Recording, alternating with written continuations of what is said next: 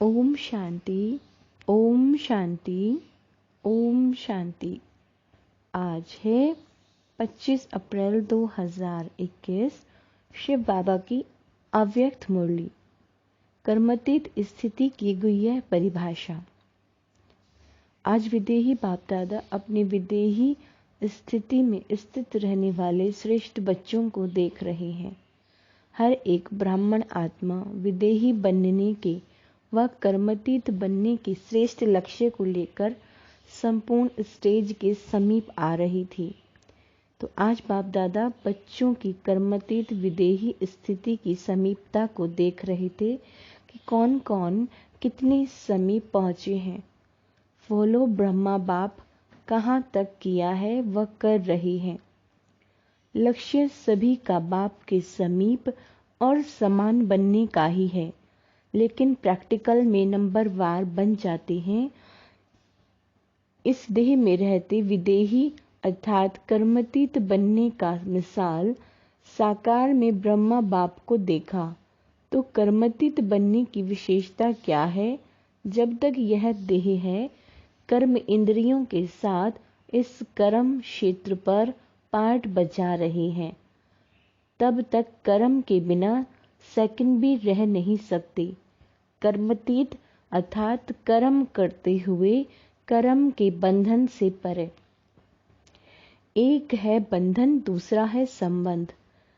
कर्म इंद्रियों द्वारा कर्म के संबंध में आना अलग चीज है। कर्म के बंधन में बंधना वह अलग चीज है। कर्म बंधन कर्म के हद के फल के वशीभूत बना देता है। वशीभूत शब्द ही सिद्ध करता है जो किसी के भी वश में आ जाता है। वश में आने वाले भूत के समान भटकने वाले बन जाते हैं। जैसे अशुद्ध आत्मा भूत बन जब प्रवेश होती है तो मनुष्य आत्मा की क्या हालत होती है? परवश हो भटकते रहते हैं। ऐसे कर्म के वशीभूत अर्थात कर्म के विनाशी फल की इच्छा के वशीभूत। तो कर्म भी बंधन में बांध बुद्धि द्वारा भटकता रहता है। इसको कहा जाता है कर्म बंधन, जो स्वयं को भी परेशान करता है और दूसरों को भी परेशान करता है। कर्मातीत अर्थात कर्म के वश होने वाला नहीं, लेकिन मालिक बन अथॉरिटी बन कर्म इंद्रियों के संबंध में आई। विनाशी कामना से न्यारा हो कर्म इंद्रियों द्वारा कर्म कराएं। आत्मा मालिक हो, कर्म अपने अधीन ना हो, लेकिन अधिकारी बन कर्म कराता रहे। कर्म इंद्रियां अपने आकर्षण में आकर्षित करती हैं, अर्थात कर्म के वशीभूत बनते हैं, अधीन होते हैं, बंधन में बंधते हैं। कर्मातीत अर्थात इससे अतीत अर्थात न्यारा। आँख का काम है देखना, लेकिन देखने का कर्म कराने वाला कौन है? आँख कर्म करने वाली है और आत्मा कर्म कराने वाली है। तो कराने वाली आत्मा करने वाली कर्मेंद्रियों के वश हो जाए, इसको कहते हैं कर्म बंधन। कराने वाले बन कर्म कराओ, इसको कहेंगे कर्म के संबंध में आना। कर्मातीत आत्मा संबंध में आती है, लेकिन बंधन में नहीं रहती। कभी कभी कहते हो ना कि बोलना नहीं चाहते लेकिन बोल दिया, करना नहीं चाहते थे लेकिन कर लिया। इसको कहा जाता है कर्म के बंधन में वशीभूत आत्मा। ऐसी आत्मा कर्मातीत स्थिति के नजदीक कहेंगे या दूर कहेंगे? बाबा कहते हैं कर्मातीत अर्थात देह के संबंध, पदार्थ लौकिक चाहे अलौकिक दोनों संबंध से बंधन से अतीत अर्थात न्यारे। भल संबंध शब्द कहने में आता है देह का संबंध, देह के संबंधियों का संबंध, लेकिन देह में वह संबंध में अगर अधीन है तो संबंध भी बंधन बन जाता है। संबंध शब्द न्यारा और प्यारा अनुभव कराने वाला है। आज की सर्व आत्माओं का संबंध बंधन के रूप में बदल गया है। जहाँ संबंध बंधन के रूप बन जाता है तो बंधन सदा स्वयं को किसी न किसी प्रकार से परेशान करता रहेगा। दुख की लहर अनुभव कराएगा, उदासी का अनुभव कराएगा। विनाशी प्राप्तियां होते भी अल्पकाल के लिए वह प्राप्तियों का सुख अनुभव करेगा। सुख के साथ साथ अभी अभी प्राप्ति स्वरूप का अनुभव करेगा। अभी अभी प्राप्तियां होते भी अप्राप्त स्थिति का अनुभव होगा। भरपूर होते भी अपने को खाली खाली अनुभव करेगा। सब कुछ होते हुए भी कुछ और चाहिए ऐसे अनुभव करता रहेगा। और जहाँ चाहिए चाहिए है वहाँ कभी भी संतुष्टता नहीं रहेगी। मन भी राजी, तन भी राजी रहे, दूसरे भी राजी रहे, यह सदा हो नहीं सकता। कोई न कोई बात पर स्वयं से नाराज, दूसरों से नाराज ना चाहते हुए भी होता रहेगा। क्योंकि नाराज अर्थात न राज अर्थात राज को नहीं समझा।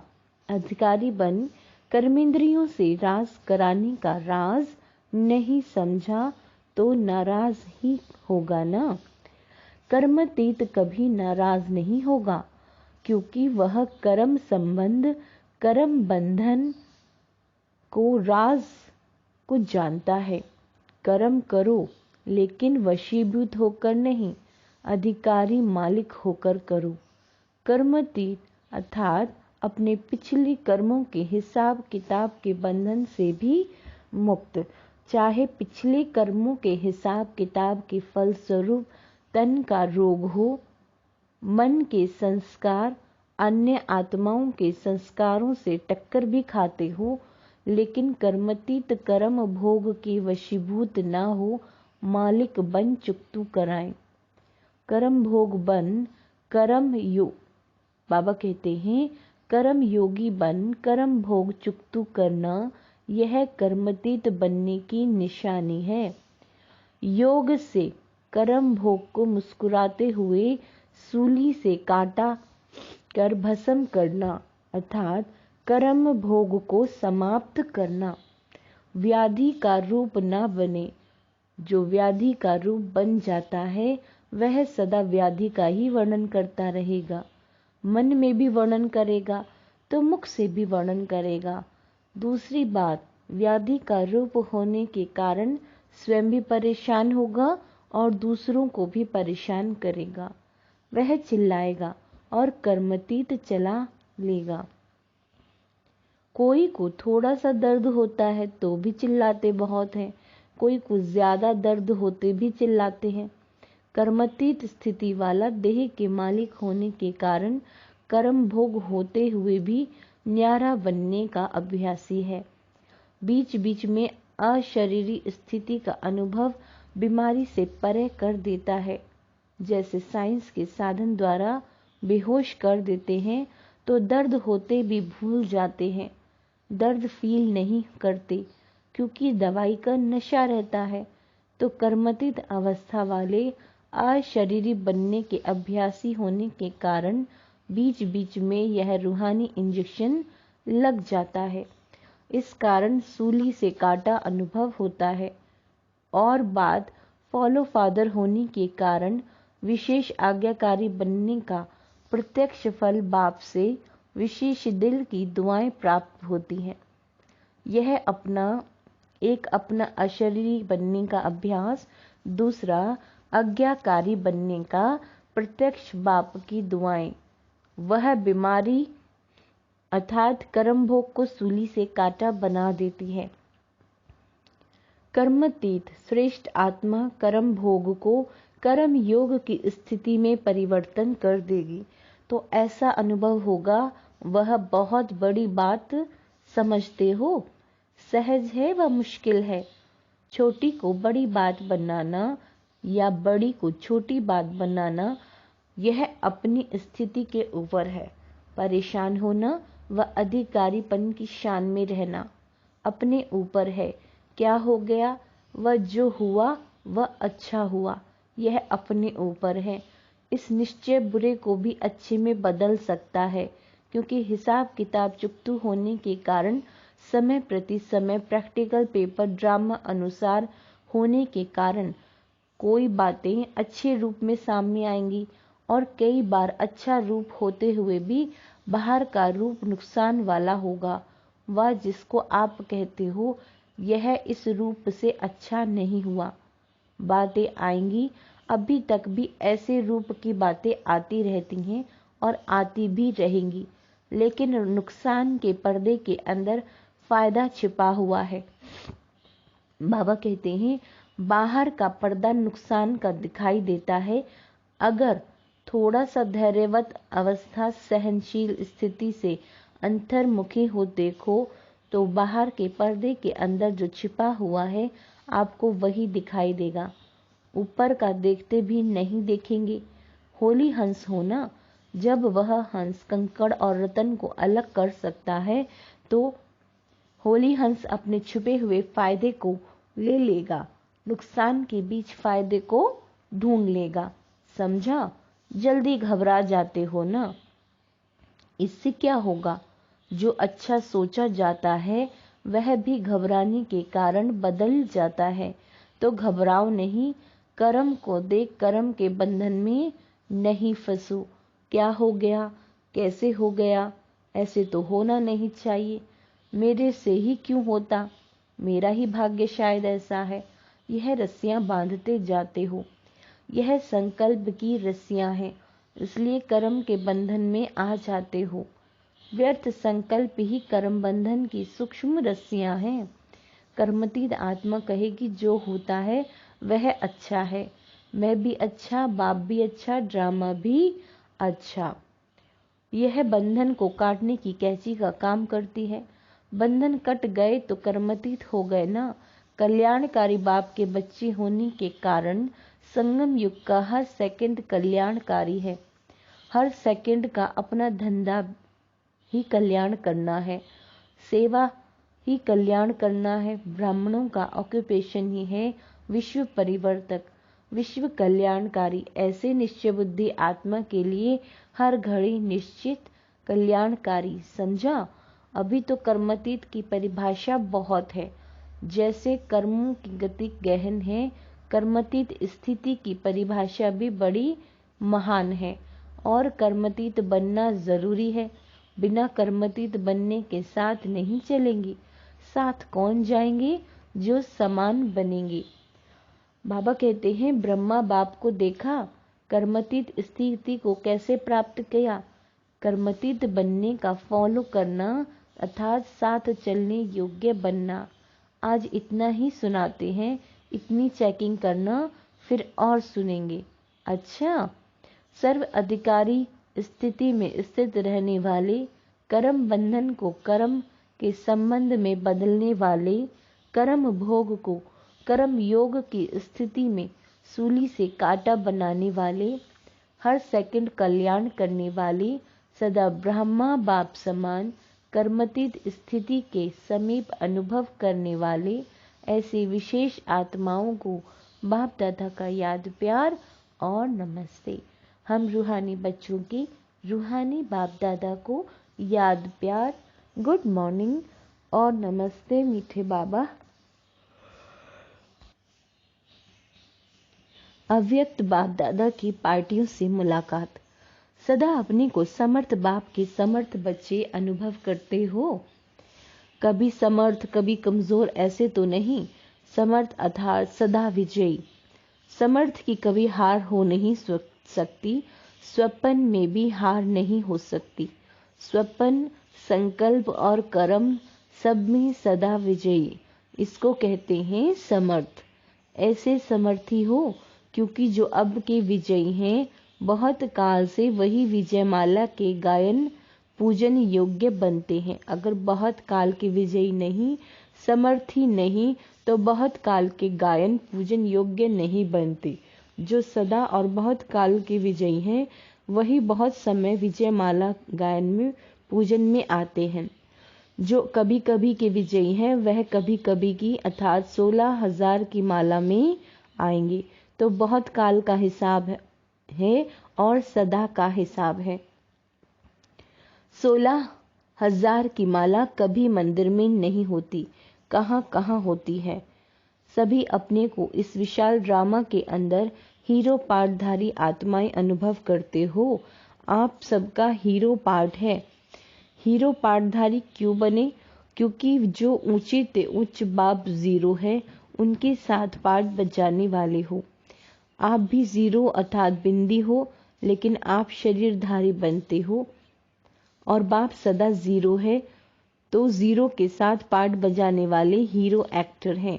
यह स्मृति रही तो सदा ही यथार्थ पार्ट बजाएंगे, स्वतः ही अटेंशन जाएगा। जैसे हद के ड्रामा के अंदर हीरो पार्टधारी को कितना अटेंशन रहता है। सबसे बड़े ते बड़ा हीरो पार्ट आप सबका है। सदा इस नशे और खुशी में रहो। वह मेरा हीरो पार्ट जो सारे विश्व की आत्माएं बार बार हेयर हेयर करती हैं। यह द्वापर से जो कीर्तन करते हैं, वह आपके इस समय के हीरो पार्ट का ही यादगार है। कितना अच्छा यादगार बना हुआ है। आप स्वयं हीरो बने हो, तब आपके पीछे अब तक भी आपका गायन चलता रहता है। अंतिम जन्म में भी आपका गायन सुन रहे हैं। गोपी वल्लभ का भी गायन है, तो ग्वाल बाल का भी गायन है, गोपिकाओं का भी गायन है। बाप का शिव के रूप में गायन है, तो बच्चों का शक्ति के रूप में गायन है।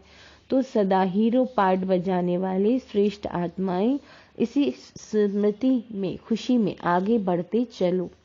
कुमारों से सहज योगी कुमार होना, निरंतर योगी कुमार, कर्म योगी कुमार। क्योंकि कुमार जितना अपनी को आगे बढ़ाना चाहे उतना बढ़ा सकते हैं। क्यों? निर्बंधन है, बोझ नहीं है और जिम्मेवारी नहीं है, इसलिए हल्के हैं।